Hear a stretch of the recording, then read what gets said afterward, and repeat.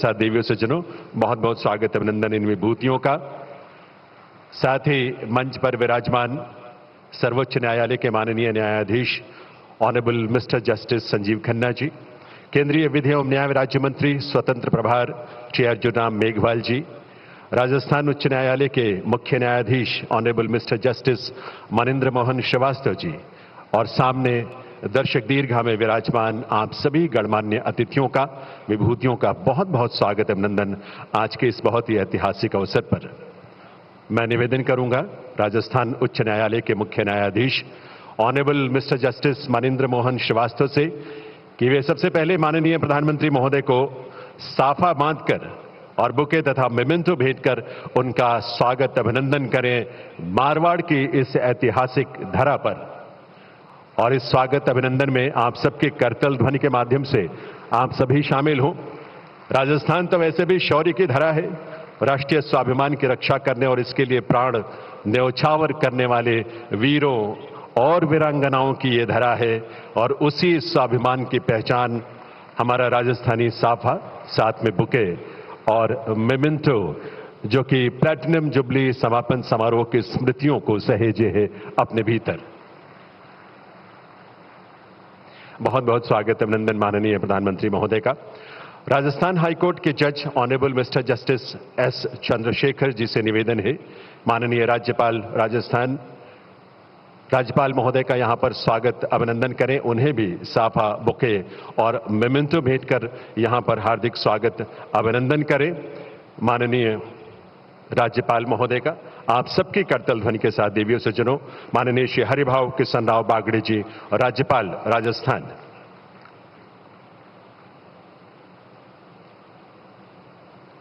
यह हम सबके लिए बहुत ही ऐतिहासिक अवसर है। 75 वर्षों की गौरवशाली यात्रा को सहेजे पूरे वर्ष भर के कार्यक्रमों के बाद ये प्लैटिनम जुबली समापन समारोह माननीय प्रधानमंत्री महोदय की गर्मामयी उपस्थिति में यहां आरंभ हो रहा है। बहुत बहुत स्वागत अभिनंदन।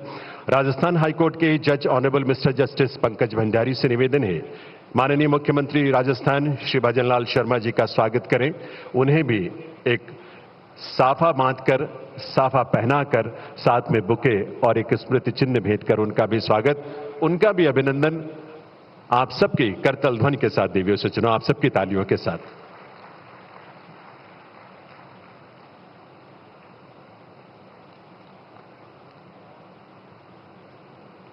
बहुत बहुत स्वागत अभिनंदन है माननीय मुख्यमंत्री महोदय का। जज Rajasthan high court doctor justice Pushpendra Singh Bhati ji से निवेदन है सुप्रीम कोर्ट के जज honourable mister justice Sanjiv Khanna ji, उनकी गरिमामयी उपस्थिति है, उन्हें भी साफा पहनाकर, बुके भेंटकर और एक साथ में स्मृति चिन्ह भेंटकर उनका भी स्वागत अभिनंदन करें। आप सबकी करतल ध्वनि के साथ ये अभिनंदन, ये वंदन मारवाड़ के इस धरा पर राजस्थान प्रदेश में जोधपुर के इस नगरी में जो सूर्य नगरी के रूप में विख्यात है।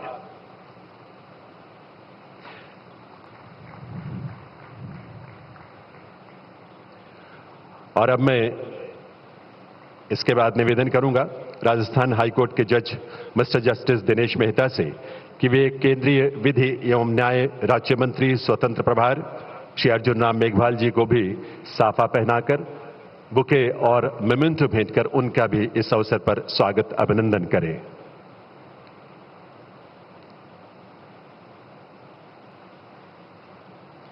आप सबके करतल ध्वनि के साथ माननीय मंत्री महोदय का बहुत बहुत स्वागत।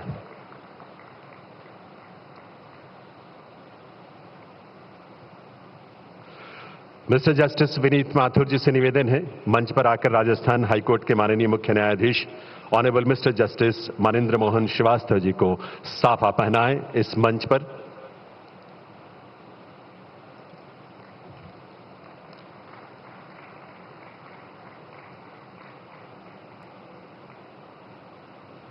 बहुत बहुत स्वागत अभिनंदन देवियों सज्जनों।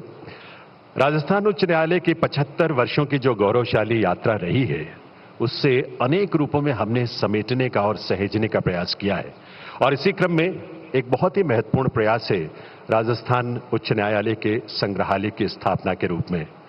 मैं इस अवसर पर निवेदन करूंगा माननीय प्रधानमंत्री महोदय से कि वे रिमोट का बटन दबाकर इस संग्रहालय का उद्घाटन कर अपने कर कमलों से करने की कृपा करें। माननीय प्रधानमंत्री महोदय से निवेदन है, वर्चुअल तरीके से इसका उद्घाटन होगा और ये बहुत ही ऐतिहासिक तमाम दस्तावेजों को अपने आप में समेटे। रेयर फोटोग्राफ्स इसमें शामिल हैं, प्रख्यात न्यायविदों की जीवनियां जिसमें शामिल की जाएं, उनके योगदान को प्रदर्शित किया गया है।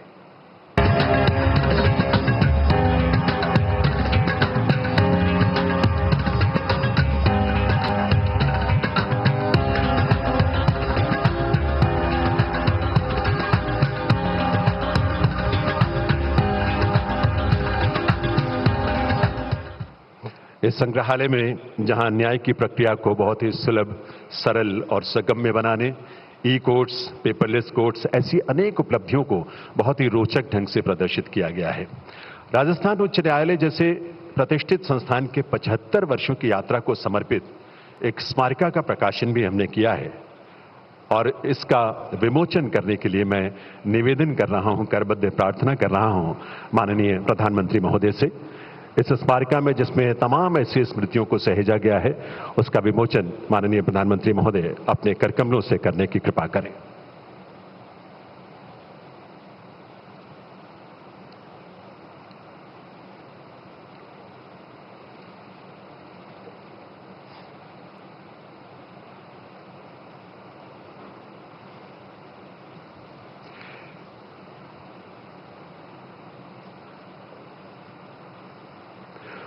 बहुत ही विस्तृत विवरणों के साथ अनेक स्मृतियों को इस सॉवनियर में, इस स्मारिका में समाहित किया गया है, उसे शामिल किया गया है आने वाली पीढ़ियों के लिए और हम सब के लिए, जो एक प्रेरणा स्रोत के रूप में रहेगा। इसका विमोचन करने के लिए माननीय प्रधानमंत्री महोदय का बहुत बहुत आभार। देवियों सज्जनों, माननीय प्रधानमंत्री महोदय के डिजिटल इंडिया से प्रेरणा लेते हुए हमने एक अनूठा आईटी प्लेटफॉर्म तैयार किया है जिसका नाम है त्वरित। त्वरित यानी transmission of warrant and summons and the report by information technology. देश में त्वरित प्लेटफॉर्म की शुरुआत करने वाला राजस्थान हाईकोर्ट देश का पहला हाईकोर्ट है। मैं पुनः माननीय प्रधानमंत्री महोदय से निवेदन करूंगा, रिमोट का बटन दबाकर त्वरित प्रोग्राम का शुभारंभ अपने करकमलों से करने की कृपा करें। माननीय प्रधानमंत्री महोदय।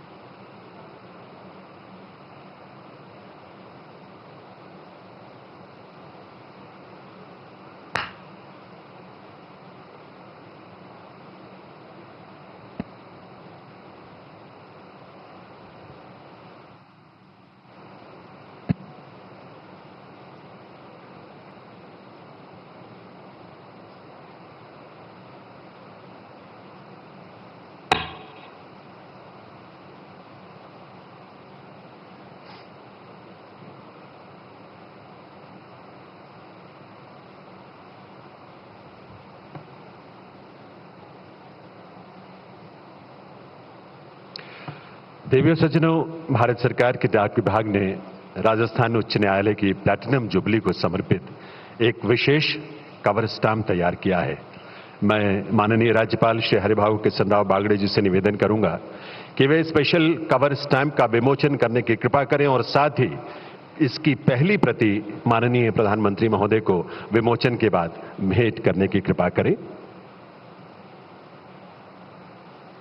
इस माध्यम से भी राजस्थान उच्च न्यायालय की जो 75 वर्षों की गौरवशाली यात्रा है, उसको आने वाली पीढ़ियों के लिए सहेजने का एक बहुत महत्वपूर्ण जतन इस रूप में हुआ है और ये पहली प्रति कवर स्टैम्प की और इसको विशेष कवर स्टैम्प को, इस पहली प्रति को माननीय राज्यपाल महोदय, माननीय प्रधानमंत्री महोदय को भेंट करेंगे।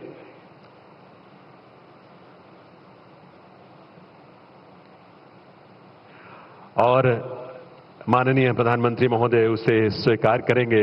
आप सबके करतल ध्वनि के साथ, देवियों सज्जनों, आप सबकी तालियों के साथ ये प्रयास अपने आप में बहुत महत्वपूर्ण है, जो आने वाली पीढ़ियों के लिए, आने वाले युवाओं के लिए, आज के युवाओं के लिए बहुत ही प्रेरक रूप में प्रेरणा देते रहेंगे। बहुत बहुत आभार आप सभी का।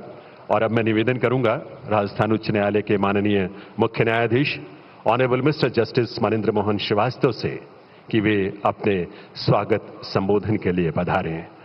Honourable chief justice of Rajasthan high court.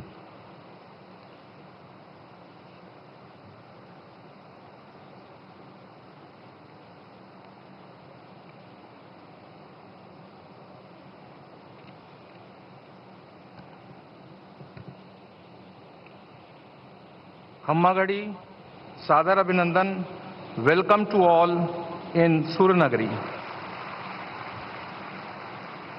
Rajasthan High Court is celebrating 75 years of its glorious journey in service of the people of the state, rendering justice to seekers, including common man. To commemorate this journey, various events, conferences, seminars were held on 29/8/2023. When this glorious journey entered 75th year. On 29th August, this august institution would be completing its glorious journey of 75 years. Today's concluding ceremony is the culmination of year-long meaningful dialogue, discussion and deliberation on wide range of subjects on core constitutional values and principles, legal aid and access to justice for all, and in particular, women, children, marginalized sections of the society, alternative dispute resolution mechanism, use of technology in judicial process, capacity building, and transparency, as also making judicial system transparent and litigant-centric. On this momentous occasion, I, on my own behalf and on behalf of all the judges of the Rajasthan High Court, extend warm and heartfelt welcome to Honorable Shri Narendra Modi, Prime Minister of India. Honorable Prime Minister's august presence as the Chief Guest of this concluding ceremony has made today's event very memorable and historic for not only the people of the state, but the entire legal fraternity of the state. Inspiring presence of Honorable Prime Minister in Platinum Jubilee function of Rajasthan High Court, I am sure, will motivate the entire judiciary to tread on the path of justice and uphold the rule of law and serve common man. On this momentous occasion, I extend warm welcome to Shri Haribhavu Kishan Rao Bagade, Honorable Governor of Rajasthan, who accepted our invitation and graced our function today. I extend warm welcome to Shri Bhajan Lal Sharma, Honorable Chief Minister, Rajasthan, who has always shown his commitment for the judiciary of the state and is gracing this historic moment.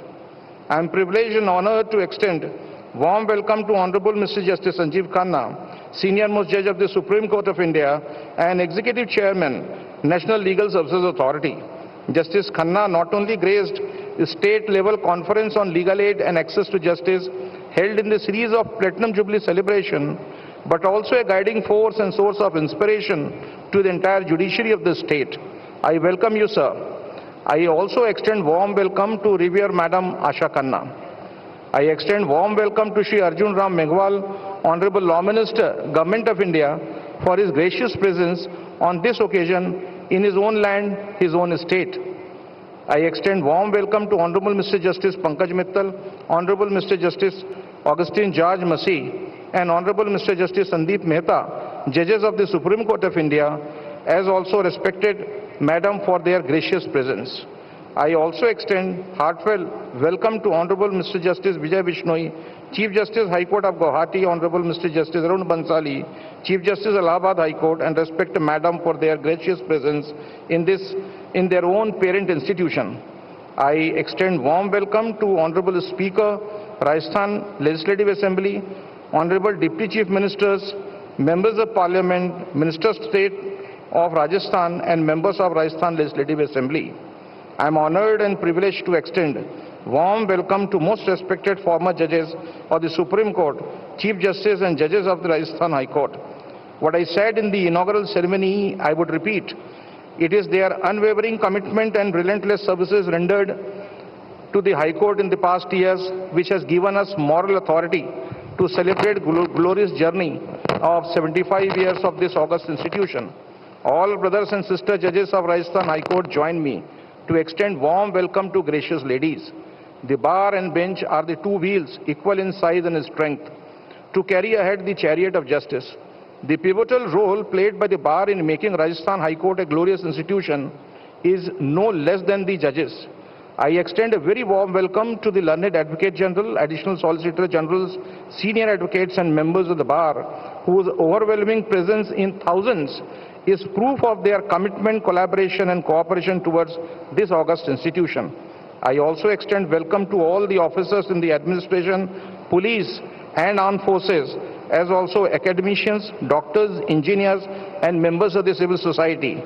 I also welcome all the officers of the Registry of the High Court, Rajasthan State Legal Services Authority, Rajasthan State Judicial Academy and all the judicial officers who have come from all parts of the state and present today. However, as we celebrate this historic occasion, it is imperative that we also engage in self-introspection and address the pressing challenges facing the judiciary. The increasing backlog of cases, the need for greater access to justice and ever-evolving complexities of law are amongst hurdles that demand our attention, suitable plan and seamless execution. As we celebrate the Platinum Jubilee, we look forward with optimism and resolve to continue with greater zeal, enthusiasm and determination the noble mission of dispensing justice with the same spirit of fairness, impartiality and compassion that has characterized the Rajasthan High Court for the last 75 years. High Court and the judicial institutions are public institutions and are under constitutional obligation to impart justice impartially and fearlessly. Our strength is the confidence reposed on us by the people. As the head of state judiciary, I and all the judges of this institution pledge to serve the cause of justice to the best of our ability. I once again extend very warm welcome to all of you. Thank you all. Jai Bharat, Jai Rajasthan.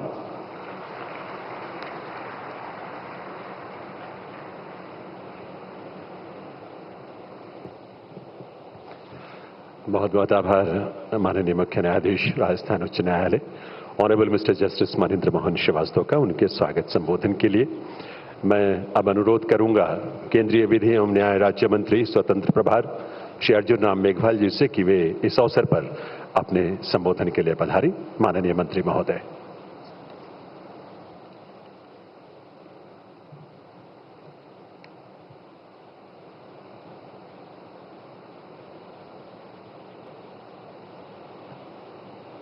आज राजस्थान उच्च न्यायालय के 75 वर्ष पूर्ण होने पर आयोजित इस अमृत महोत्सव की पुनीत बेला पर मंच पर उपस्थित भारत को विकसित राष्ट्र बनाने के संकल्प को सिद्धि में परिवर्तन करने के यज्ञ में दिन रात लगे हमारे यशस्वी और तपस्वी प्रधानमंत्री आदरणीय श्री नरेंद्र मोदी जी,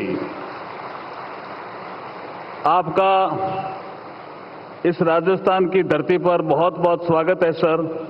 हमारे राजस्थान में एक कहावत है और एक दोहा भी है, सोनेरी धरती जठे चांदी रो आसमान रंग रंगीलो रस भरियो मारो प्यारो राजस्थान। ऐसे राजस्थान में आपका स्वागत है, अभिनंदन है।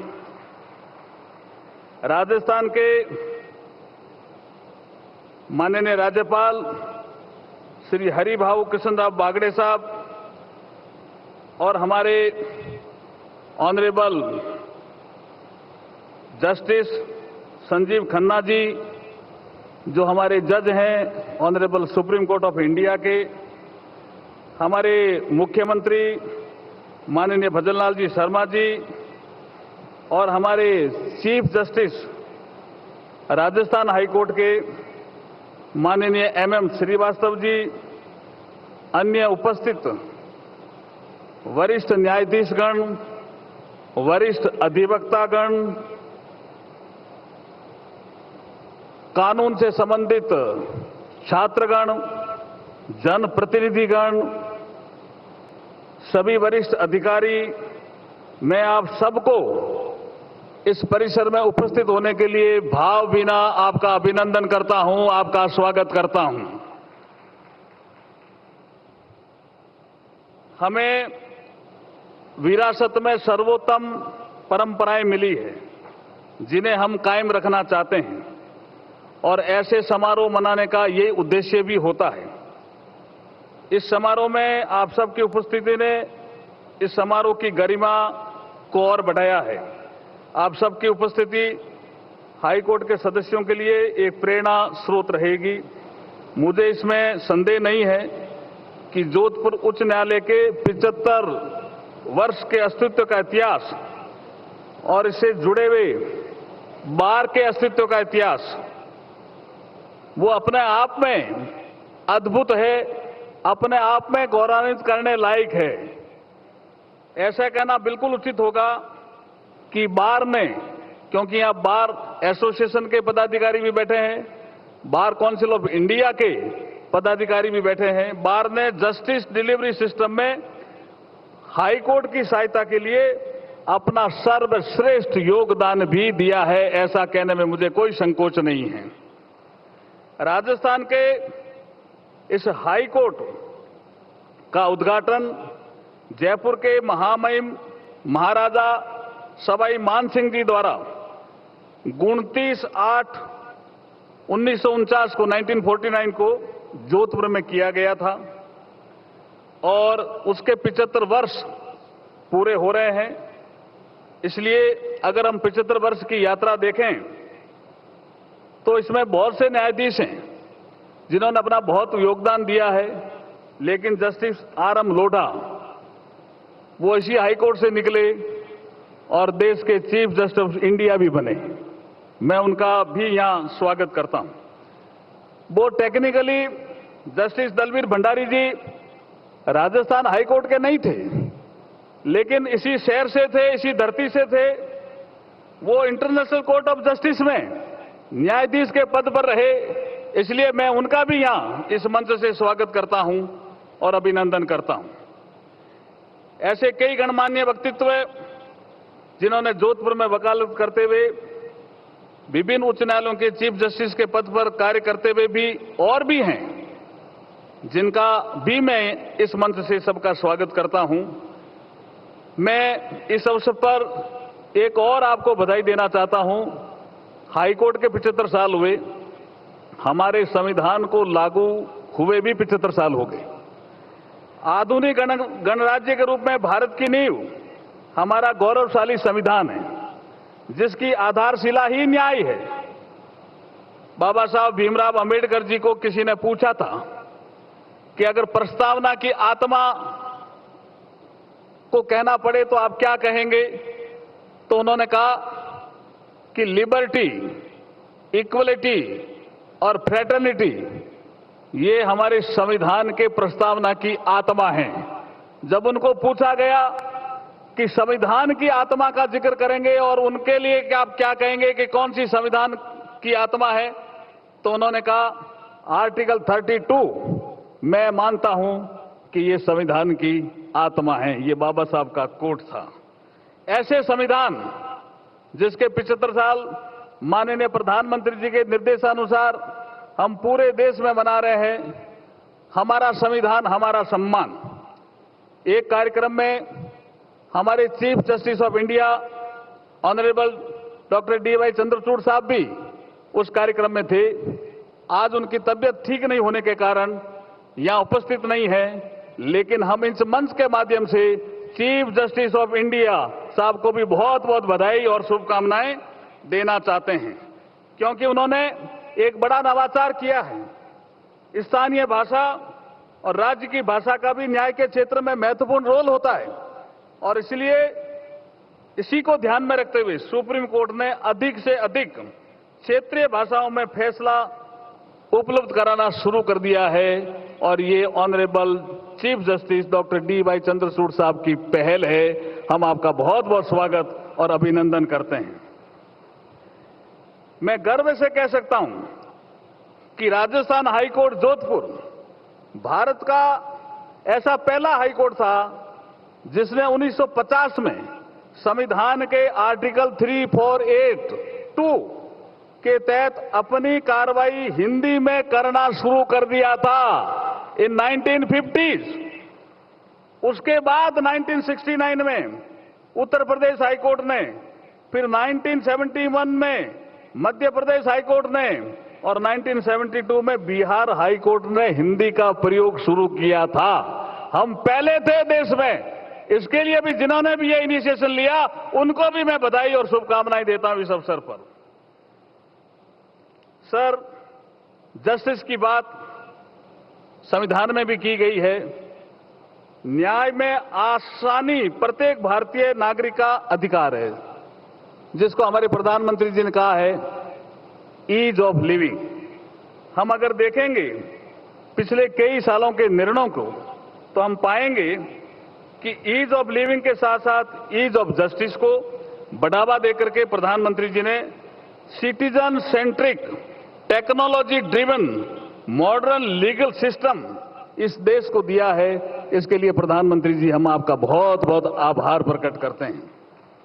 मैं इस अवसर पर कहना चाहता हूं कि हमने 1562 ऐसे कानून जिनकी कोई आवश्यकता नहीं थी उनको आपके निर्देशानुसार हमने रद्द कर दिए हैं, रिपील कर दिए हैं। ये कानूनों की संख्या 1562 है। 1 जुलाई 2024 से पुराने हमारे जो औपनिवेशिक काल के जो हमारे क्रिमिनल लॉज थे, भारतीय दंड संहिता, सीआरपीसी, इंडियन एविडेंस एक्ट, इनको भी हमने संशोधित करके भारत की वर्तमान परिस्थिति के अनुरूप लागू कर दिया है। 1 जुलाई 2024 से अंग्रेजों को भारत के नागरिकों को दंड देना था, इसलिए वो भारतीय दंड संहिता लेकर के आए। आदरणीय मोदी जी को भारतीय नागरिकों को न्याय देना है, इसलिए मोदी जी भारतीय न्याय संहिता लेकर के आए। ये एक महत्वपूर्ण पड़ाव है। मैं इस संबंध में पुनः आप सबको बधाई देता हुआ, अपनी शुभकामनाएं देता हुआ, अपनी वाणी को विराम देता हूं और एक 75 साल का जो ये इतिहास है, इसमें न्याय तंत्र में जो विश्वास है ये हमेशा बना रहे और बना रहेगा। इसी आशा और विश्वास के साथ आपको पुनः बधाई देता हुआ अपनी वाणी को विराम देता हूं। जय भारत।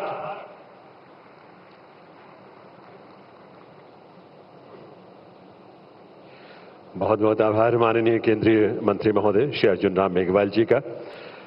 दिव्य सज्जनों, आज के इस प्लेटिनम जुबली समापन समारोह में मंच पर हम सबके बीच गरिमामयी उपस्थिति है सर्वोच्च न्यायालय के माननीय न्यायाधीश और नालसा के executive chairman honourable mister justice Sanjiv Khanna ji की। मैं उनसे निवेदन करूंगा honourable mister justice Sanjiv Khanna से कि वे इस अवसर पर अपने संबोधन के लिए पधारें।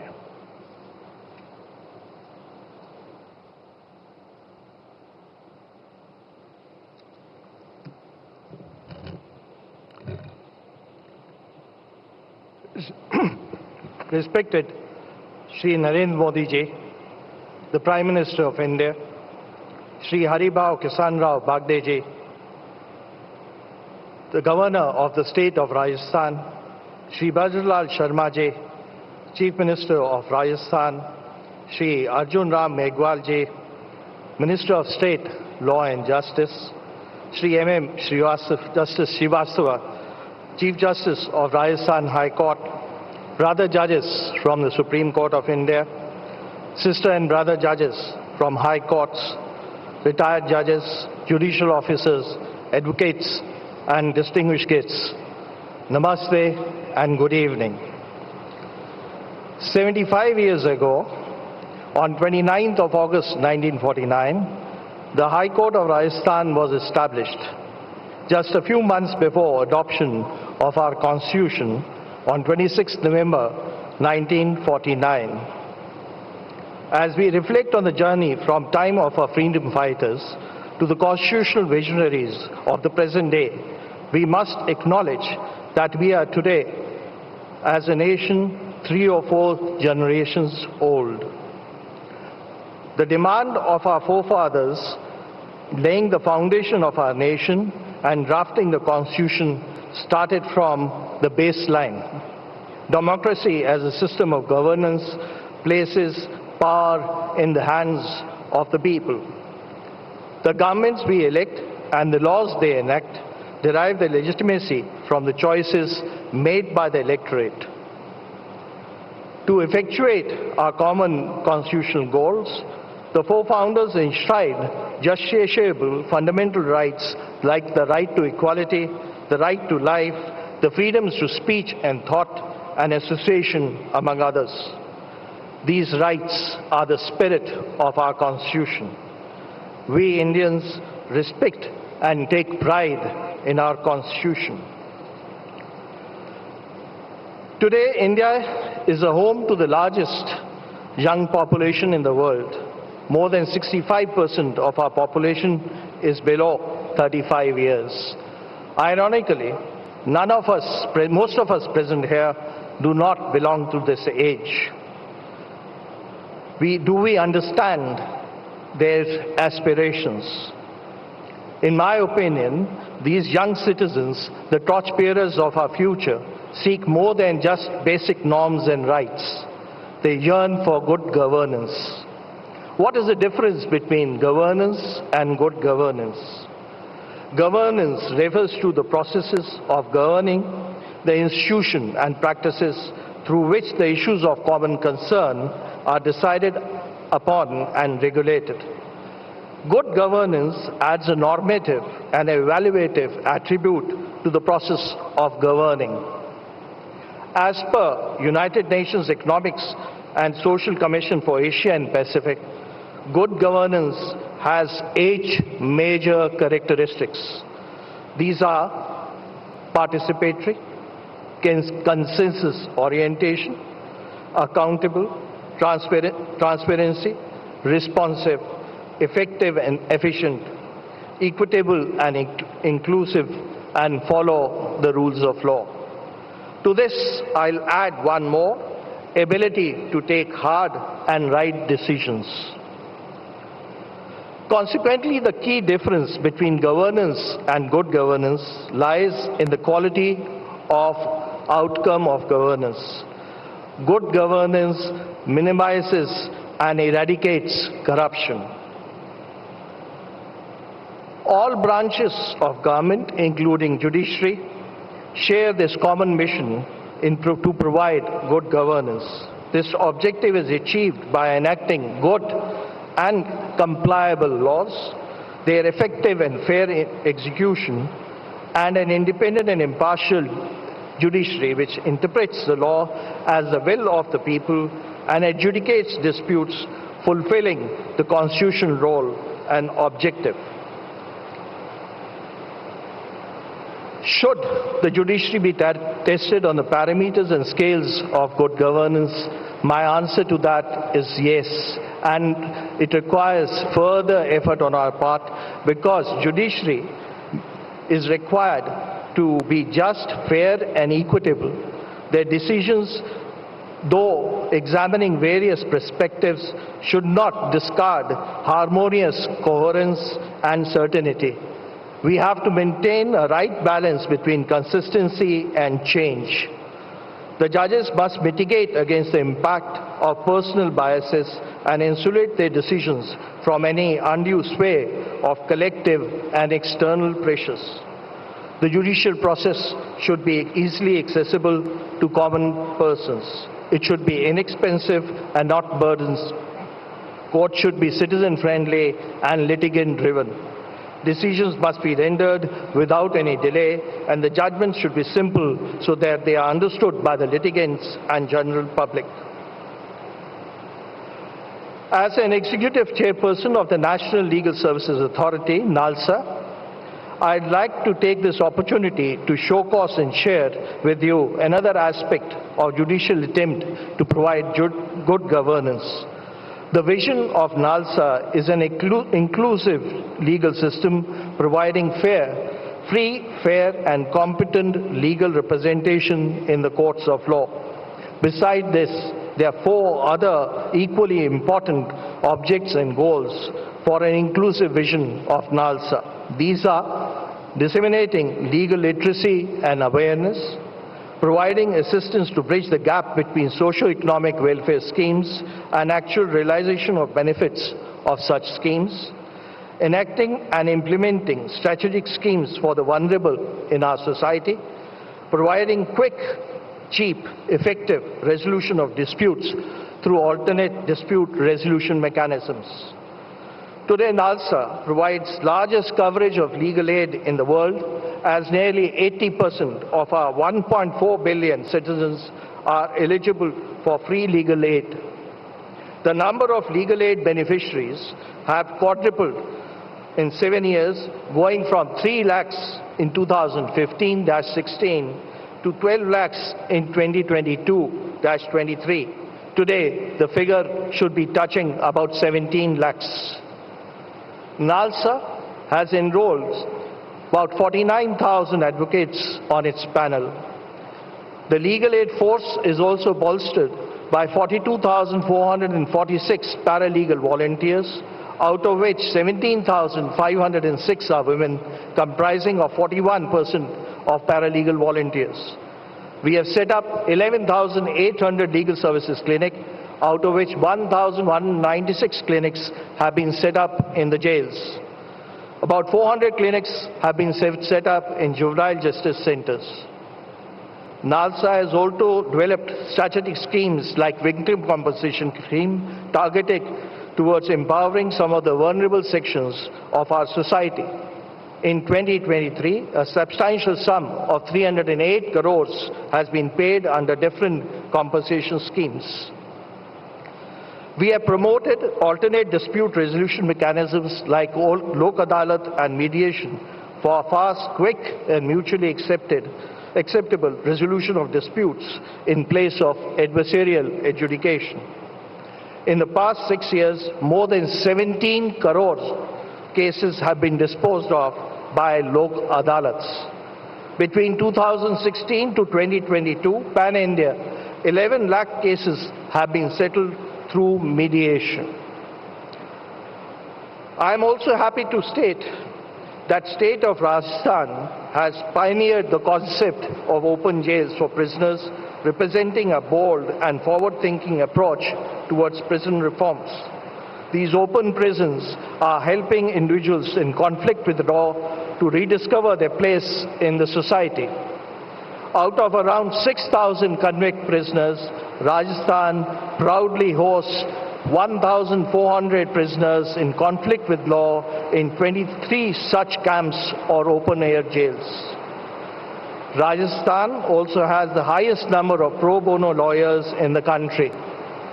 1,198 lawyers have enlisted themselves to provide pro bono services to those in need. Let us work towards a society where governance and fundamental rights are not seen as opposing forces, but as partners in pursuit of progressive, strong, as well as just, equitable, and harmonious India. This is a vision we must all commit to, where governance truly serves the people, where the well-being of others and the society and every individuals are protected and cherished. Thank you and Jai Hind.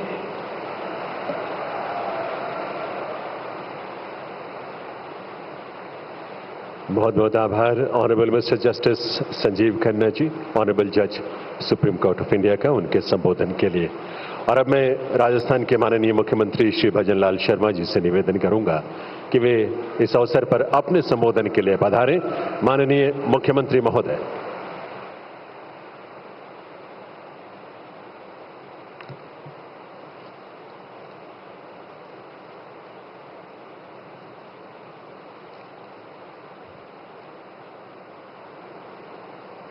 Bharat माता की। बारिश है, थोड़ा सा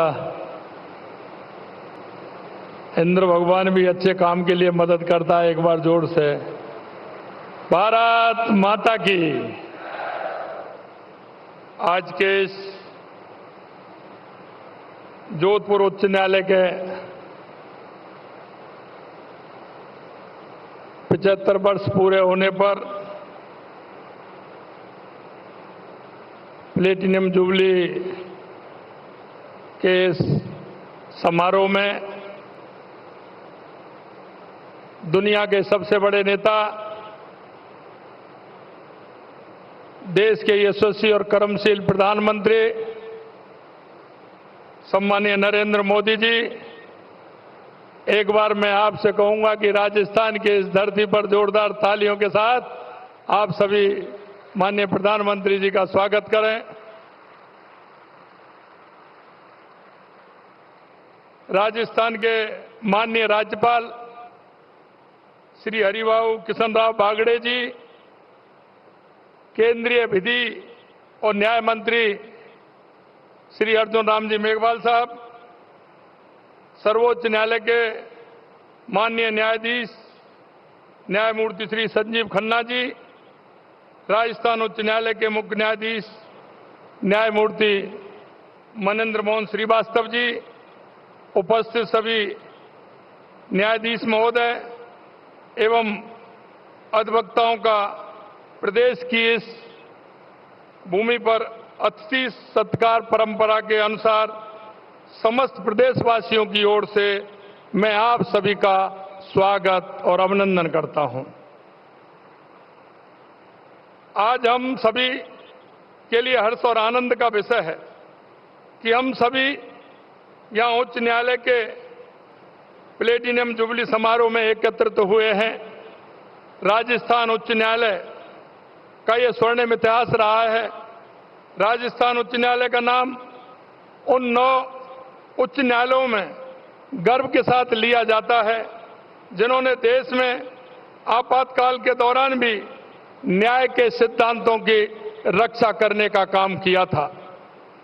जब आपातकाल के दौरान नागरिक अधिकारों का हनन हो रहा था, तब इस न्यायालय ने यह सुनिश्चित किया कि व्यक्ति अपनी गिरफ्तारी और हिरासत को चुनौती दे सके। ये निर्णय इस बात का प्रमाण है कि न्यायालय ने हमेशा कानून का शासन का सम्मान किया है और उसकी रक्षा के लिए हमेशा खड़ा रहा है। 1949 में इसके शुभारंभ के बाद यहां के कई माननीय न्यायमूर्तियों ने सर्वोच्च न्यायालय में बतौर न्यायाधीश सेवाएं भी दी हैं। यह इस न्यायालय के लिए गौरव की बात है कि ऐसे न्यायविदों ने यहां से शुरुआत की और देश के न्यायपालिका में उच्च स्थानों तक पहुंचे। राजस्थान में न्यायपालिका, कार्यपालिका, विधायिका एक टीम की तरह काम कर रही है। इसी का परिणाम है कि लोक अदालतों में प्रदेश सरकार और न्यायपालिका ने अच्छा काम किया है। इसकी वजह से ढेरों मामले आपसी समझाइश से सुलझे हैं और उन लोगों को लंबी कानूनी प्रक्रिया से निजात भी मिली है।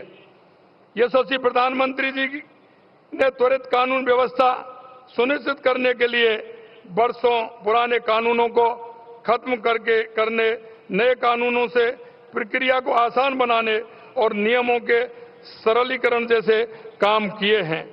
माननीय प्रधानमंत्री जी ने आधुनिकीकरण, डिजिटलाइजेशन और सरलीकरण पर जोर दिया है, क्योंकि कोई भी संस्था या ऑफिस ये कितना भी महत्वपूर्ण है, इसके बिना जनता का विश्वास नहीं जीत सकती। सरलीकरण के उदाहरण के तौर पर जन विश्वास अधिनियम 2023 को लिया जा सकता है, जिसमें 42 केंद्रीय कानूनों में से 183 प्रावधानों को अपराध मुक्त करके व्यापार करने में आसानी लाने के लिए बनाया गया है। इस तरह के कदम से आम जन का विश्वास बढ़ता है और व्यवस्था अधिक प्रभावशाली तथा पारदर्शी भी होती है। आधुनिकीकरण के लिए हम एक उदाहरण के तौर पर मिशन कर्मयोगी देख सकते हैं। ये देखने में आता है कि कई बार अधिकारियों को कानूनों की जानकारी नहीं होती, मामला अदालतों में चला जाता है। इस समस्या के समाधान को मिशन कर्मयोग के माध्यम से हल किया जा सकता है। जहां ऐसे कोर्स हैं जिनके माध्यम से अधिकारी वर्ग को कानूनों के प्रति जागरूक बनाया जा सकता है। राजस्थान में हमने मिशन कर्मयोगी में बहुत गंभीरता के साथ काम किया है, क्योंकि मिशन कर्मयोगी के माध्यम से अधिकारियों को कानून संबंधी विषयों में विशेषज्ञता हासिल करने का मौका मिल रहा है। राजस्थान राज्य से मिशन कर्मयोगी के अंतर्गत आईगोट डिजिटल प्लेटफॉर्म पर 5,30,000 से अधिक कार्मिक पंजीकृत हैं और राजस्थान सरकार के 2,35,000 से अधिक कार्मिकों द्वारा पाठ्यक्रम पूरा कर लिया गया है। राजस्थान देश का ये पहला राज्य है जहां 5 लाख से अधिक कार्मिक पंजीकृत हैं और हम देश के किसी अन्य राज्यों से काफी आगे भी हैं। हमने डिजिटल इनिशिएटिव के लिए जो लॉन्च होते हुए देखा है, डिजिटलाइजेशन की दिशा में एक सकारात्मक कदम है। माननीय प्रधानमंत्री जी से प्रेरणा लेते हुए हमने भी राजस्व मामलों में डिजिटलाइजेशन में नवाचार किए हैं। प्रदेश में नामांतरण प्रक्रिया को सरल करने और समय पर लोगों को सेवाएं उपलब्ध करवाने के लिए नामांतरण को ऑनलाइन और पेपरलेस करने का काम किया है। साथ ही खातेदारों की कृषि भूमि के आपसी सहमति से विभाजन की संपूर्ण प्रक्रिया को ऑनलाइन किया गया है।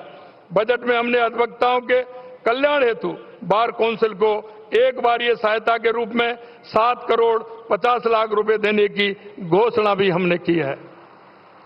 इन 75 वर्षों में राजस्थान उच्च न्यायालय ने अनगिनत महत्वपूर्ण फैसलों के माध्यम से देश और राज्य की न्यायिक प्रक्रिया को समृद्ध किया है। यह न्यायालय हमारे संविधान के मूल्यों न्याय, स्वतंत्रता, समानता और बंधुत्व का सच्चा प्रहरी बना हुआ है। कोई भी समाज आधुनिक, विकसित एवं सौहार्दपूर्ण तभी बन सकता है जब वो अपने लोगों के साथ न्यायपूर्ण व्यवहार करे। अंत में मैं राजस्थान उच्च न्यायालय के सभी सदस्यों को उनके समर्पण, ईमानदारी, कठिन परिश्रम के लिए हार्दिक बधाई देता हूं। हम सब मिलकर न्याय की इस यात्रा को और आगे ले जाने के लिए प्रतिबद्ध हैं। मैं पुनः आप सभी को बहुत बहुत धन्यवाद देता हूं। आप सभी को बहुत बहुत धन्यवाद। जय हिंद, जय भारत, जय राजस्थान।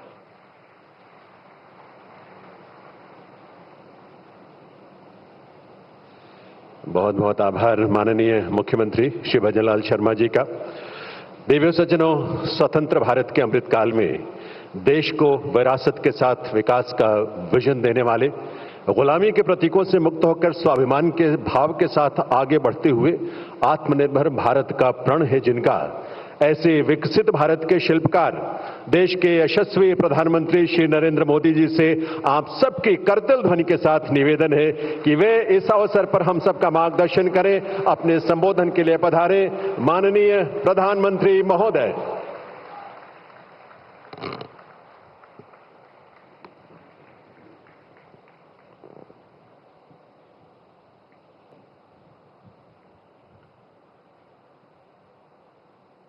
कार्यक्रम में उपस्थित राजस्थान के राज्यपाल श्री हरुभाऊ कृष्णराव बागड़े जी, राजस्थान के लोकप्रिय मुख्यमंत्री श्री भजनलाल शर्मा, जस्टिस श्री संजीव खन्ना जी, देश के कानून मंत्री श्री अर्जुन राम मेघवाल जी, राजस्थान हाईकोर्ट के चीफ जस्टिस श्री मनिंदर मोहन श्रीवास्तव जी, अन्य सभी ऑनरेबल जजेस, न्याय जगत के सभी महानुभाव, उपस्थित देवी और सज्जनों, सबसे पहले तो मैं आप सबकी क्षमा चाहता हूं क्योंकि मुझे यहां पहुंचने में 10 मिनट करीब मैं लेट हो गया था, क्योंकि मैं महाराष्ट्र से निकला लेकिन वेदर के कारण समय पर नहीं पहुंच पाया और इसके लिए मैं आप सबकी क्षमा चाहता हूं। साथियों, मुझे खुशी है कि मैं आज राजस्थान उच्च न्यायालय के प्लेटिनम जुबली समारोह में आप सबके बीच आने का मुझे अवसर मिला है। राजस्थान हाईकोर्ट के 75 वर्ष ऐसे समय में हुए हैं जब हमारा संविधान भी 75 वर्ष पूरे करने जा रहा है। इसलिए ये अनेक महान लोगों की न्याय निष्ठा और योगदानों को सेलिब्रेट करने का उत्सव भी है। ये संविधान के प्रति हमारी आस्था का उदाहरण भी है। मैं आप सभी न्यायविदों को, राजस्थान के लोगों को इस अवसर पर बधाई देता हूं, उन्हें शुभकामनाएं देता हूं। साथियों, राजस्थान हाईकोर्ट के अस्तित्व से हमारे राष्ट्र की एकता का इतिहास भी जुड़ा है। आप सब जानते हैं, सरदार वल्लभ भाई पटेल ने जब 500 से ज्यादा रियासतों को जोड़कर देश को एक सूत्र में पिरोया था, उसमें राजस्थान की भी कई रियासतें थी। जयपुर, उदयपुर और कोटा जैसी कई रियासतों के अपने हाईकोर्ट भी थे। इनके इंटीग्रेशन से राजस्थान हाईकोर्ट अस्तित्व में आया, यानी राष्ट्रीय एकता ये हमारे जुडिशियल सिस्टम का भी फाउंडेशन स्टोन है। ए फाउंडिंग स्टोन जितना मजबूत होगा, हमारा देश और देश की व्यवस्थाएं भी उतनी ही मजबूत होगी। साथियों, मेरा मानना है न्याय हमेशा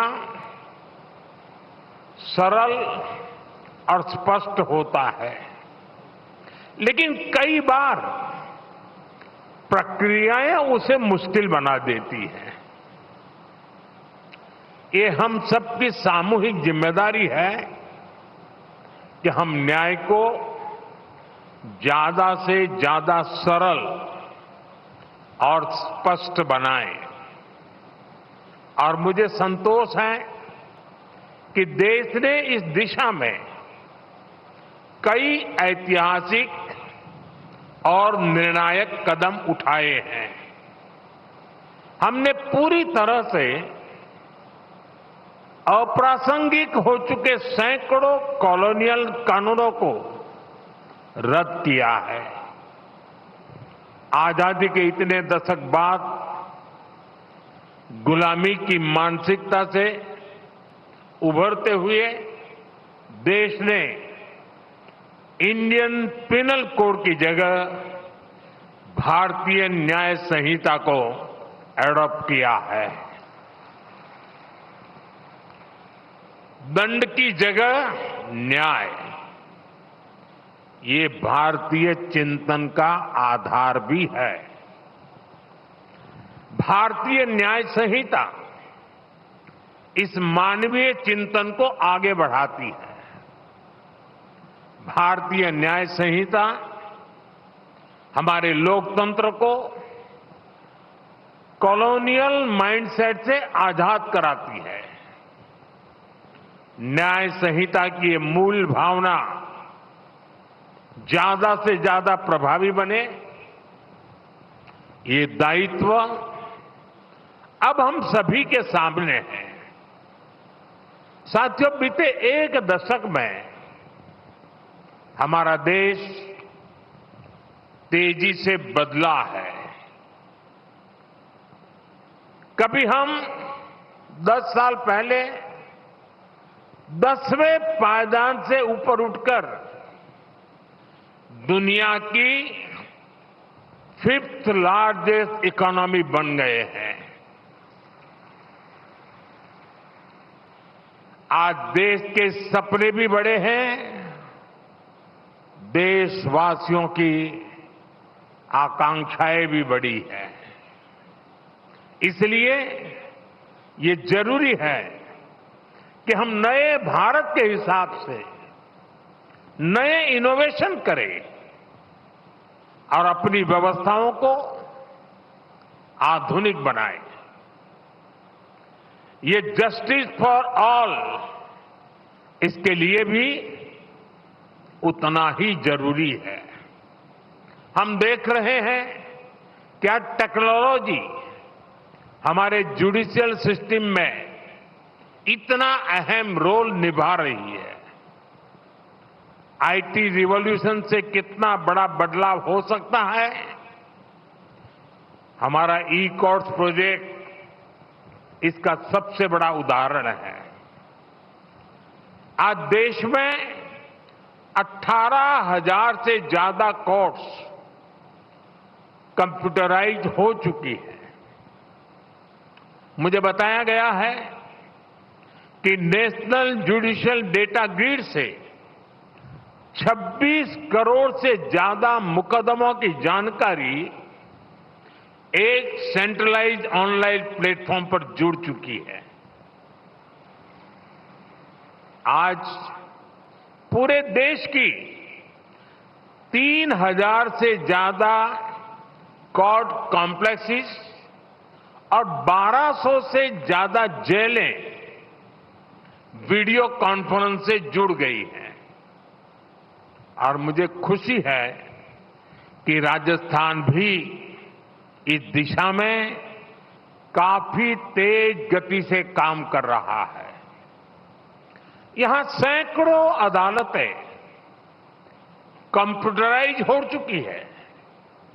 पेपरलेस कोर्ट्स, ई फाइलिंग, समन के लिए इलेक्ट्रॉनिक सर्विस, वर्चुअल हियरिंग की व्यवस्था, ये कोई सामान्य बदलाव नहीं है।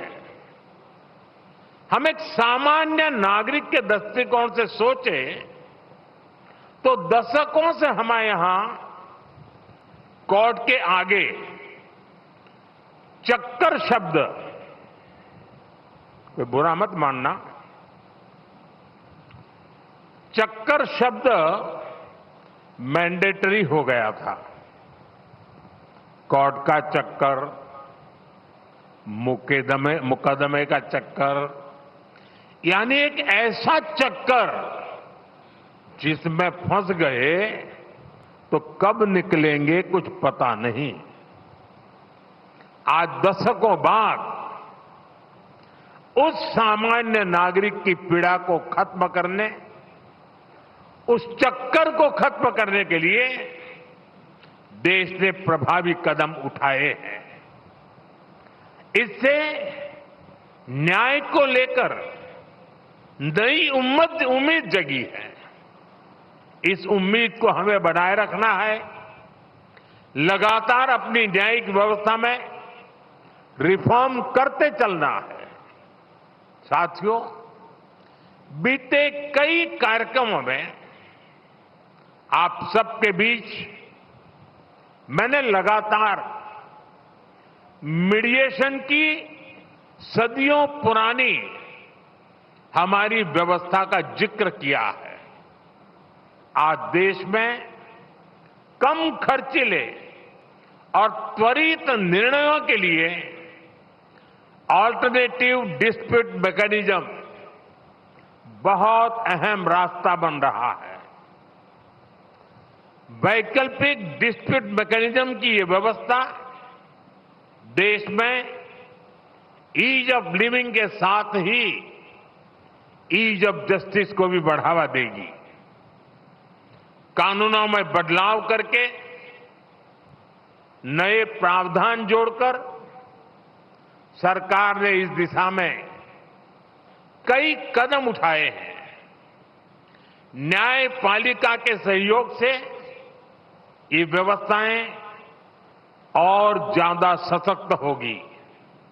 साथियों, हमारी न्यायपालिका ने निरंतर राष्ट्रीय विषयों पर सजगता और सक्रियता की नैतिक जिम्मेदारी निभाई है। कश्मीर से आर्टिकल 370 हटाने का देश के संवैधानिक एकीकरण का उदाहरण हमारे सामने है। सीए जैसे मानवीय कानून का उदाहरण हमारे सामने है। ऐसे मुद्दों पर राष्ट्रहित में स्वाभाविक न्याय क्या कहता है, ये हमारी अदालतों के निर्णयों से पूरी तरह से स्पष्ट होता रहा है। हाईकोर्ट से लेकर सुप्रीम कोर्ट तक न्यायपालिका ने अनेकों बार ऐसे विषयों पर राष्ट्र प्रथम, नेशन फर्स्ट के संकल्प को सशक्त किया है। जैसे आपको ध्यान होगा, अभी इसी 15 अगस्त को मैंने लाल किले से सेक्युलर सिविल कोड की बात की है। इस मुद्दे पर भले ही कोई सरकार पहली बार इतनी मुखर हुई हो, लेकिन हमारी जुडिशरी दशकों से इसकी वकालत करती आई है।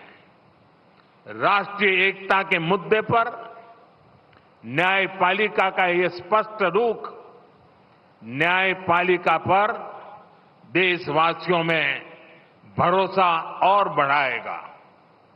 साथियों, 21वीं सदी के भारत को आगे ले जाने में जो शब्द बहुत बड़ी भूमिका निभाने वाला है, वो है इंटीग्रेशन। ट्रांसपोर्ट के मोड्स का इंटीग्रेशन, डेटा का इंटीग्रेशन, हेल्थ सिस्टम का इंटीग्रेशन। हमारा विजन है कि देश के जो भी आईटी सिस्टम अलग अलग काम कर रहे हैं, उन सभी का इंटीग्रेशन हो। Police, forensics, process service mechanism और सुप्रीम कोर्ट से लेकर जिला अदालतों तक सभी एक साथ जुड़कर काम करें। आज राजस्थान की सभी डिस्ट्रिक्ट कोर्ट्स में इस इंटीग्रेशन प्रोजेक्ट की शुरुआत हुई है। मैं आप सभी को इस प्रोजेक्ट की सफलता के लिए शुभकामनाएं देता हूं। साथियों, टेक्नोलॉजी का इस्तेमाल आज के भारत में गरीब के सशक्तिकरण का ट्राइड एंड टेस्टेड फॉर्मूला बन रहा है। पिछले 10 वर्षों में इसे लेकर कई ग्लोबल एजेंसीज और संस्थाओं ने भारत की भरपूर तारीफ की है। डीबीटी से लेकर यूपीआई तक कई क्षेत्रों में भारत का काम एक ग्लोबल मॉडल बनकर उभरा है। अपने उसी अनुभव को हमें जस्टिस सिस्टम में भी इंप्लीमेंट करना है। इस दिशा में टेक्नोलॉजी और अपनी भाषा में लीगल डॉक्यूमेंट्स का एक्सेस, ये गरीब के सशक्तिकरण का सबसे प्रभावी माध्यम बनेगा। सरकार इसके लिए दिशा नाम के इनोवेटिव सॉल्यूशन को भी बढ़ावा दे रही है। हमारे लॉ स्टूडेंट्स और अन्य लीगल एक्सपर्ट्स इस अभियान में हमारी मदद कर सकते हैं। इसके अलावा देश में स्थानीय भाषाओं में लीगल डॉक्यूमेंट्स और जजमेंट्स लोगों को मिल सके, इसके लिए भी काम होने हैं। हमारे सुप्रीम कोर्ट ने इसकी शुरुआत की है। सुप्रीम कोर्ट के मार्गदर्शन में एक सॉफ्टवेयर बना है जिसे जुडिशियल डॉक्यूमेंट्स 18 भाषाओं में ट्रांसलेट हो सकते हैं। मैं ऐसे सभी प्रयासों के लिए हमारी जुडिशरी की भी सराहना करता हूं। साथियों, मुझे विश्वास है हमारी कोर्ट्स ईज ऑफ जस्टिस को इसी तरह सर्वोच्च प्राथमिकता देती रहेगी। हम जिस विकसित भारत का स्वप्न लेकर आगे बढ़ रहे हैं, उसमें हर किसी के लिए सरल, सुलभ और सहज न्याय की गारंटी हो, ये बहुत जरूरी है। इसी आशा के साथ आप सभी को एक बार फिर राजस्थान हाईकोर्ट की प्लेटिनम जुबली की मैं हार्दिक बधाई देता हूं, अनेक अनेक शुभकामनाएं देता हूं। बहुत बहुत धन्यवाद। बहुत बहुत आभार माननीय प्रधानमंत्री महोदय का उनके इस प्रेरक संबोधन के लिए। एक बार आइए खड़े होकर हम आभार व्यक्त करें करतल ध्वनि के साथ माननीय प्रधानमंत्री महोदय का। उनका विजन, उनकी दृष्टि और उनके प्रयास इस देश को विकसित राष्ट्र बनाने के लिए 2047 तक विकसित भारत के निर्माण के लिए हम सबका नेतृत्व कर रहे हैं। बहुत बहुत आभार माननीय प्रधानमंत्री महोदय का, उनकी गरिमामयी उपस्थिति के लिए, उनके संबोधन के लिए, उनकी प्रेरणा के लिए और उनके उस नेतृत्व के लिए भी जो इस देश को मिल रहा है इस अमृतकाल में, और ये देश निरंतर प्रगति की राह पर आगे बढ़ रहा है। आज के इस अवसर पर यहां हम सबके बीच गरिमामयी उपस्थिति रही माननीय राज्यपाल श्री हरिभाऊ किशन राव बागड़े जी, माननीय मुख्यमंत्री श्री भजनलाल शर्मा जी, साथ ही आभार honourable mister justice Sanjiv Khanna, जज सुप्रीम कोर्ट ऑफ इंडिया, केंद्रीय विधि एवं न्याय राज्य मंत्री स्वतंत्र प्रभार श्री अर्जुन राम मेघवाल जी का भी बहुत बहुत आभार। और यहां दर्शक दीर्घा में बैठी वो तमाम विभूतियां जो 75 वर्षों के इस यात्रा के हिस्सेदार रही हैं, भागीदार रही हैं, जिनका योगदान रहा है और जिनका स्नेह और तो जोधपुर में आयोजित राजस्थान